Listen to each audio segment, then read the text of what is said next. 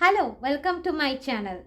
আজকে আমি তোমাদের সঙ্গে যে বিষয়ে কথা বলবো সেটা হচ্ছে বন্ধুত্ব নিয়ে। বন্ধুত্ব এমন একটা জিনিস, বন্ধুত্ব এমন একটা অনুভূতি যা দিন শেষে তোমাকে স্বস্তি এনে দেবে।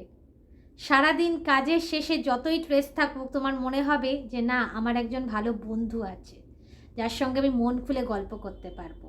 বন্ধুত্ব হলো ভরসার হাত, বন্ধুত্ব হলো বিশ্বাস, তাই না? আমাদের তো এমন মানুষের সঙ্গে বন্ধুত্ব করা উচিত যার কাছে দিন শেষে গিয়ে দুটো কথা বললে আমরা রিলিফ পাবো, তাই না? তাহলে আমাদের কি করা উচিত? বন্ধুত্ব এমন মানুষের সঙ্গে করা উচিত যার কাছ থেকে আমি ভরসা বিশ্বাস দুটোই করতে পারবো। বর্তমান সোশ্যাল মিডিয়ার যুগ, আমরা কম বেশি সোশ্যাল মিডিয়ায় সবাই অ্যাক্টিভ থাকি। প্রচুর আমাদের ফ্রেন্ড রিকোয়েস্ট আসে, আমরা সেখান থেকে অ্যাকসেপ্ট করি।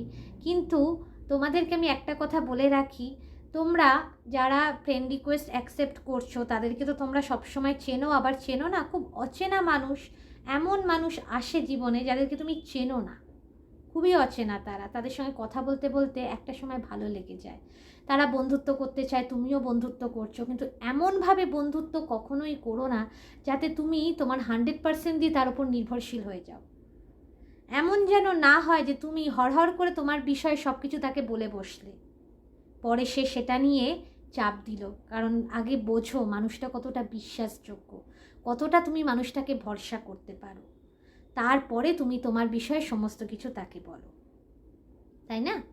আগেই কিন্তু হুটহাট করে তোমার বিষয়ে সব কিছু তাকে বলতে শুরু করো না। আবার এতটাও নির্ভরশীল হয়ে পড়ো না যে সে যদি কথা বলা বন্ধ করে দেয় তোমার দুনিয়ায় যাতে অন্ধকার হয়ে যায়। কোনো মানুষের ওপর এতটাও নির্ভরশীল হয়ে যাওয়া কিন্তু উচিত নয়। ভিডিওটা কেমন লাগলো অবশ্যই জানিও। পার্ট 2 নিয়ে আমি অবশ্যই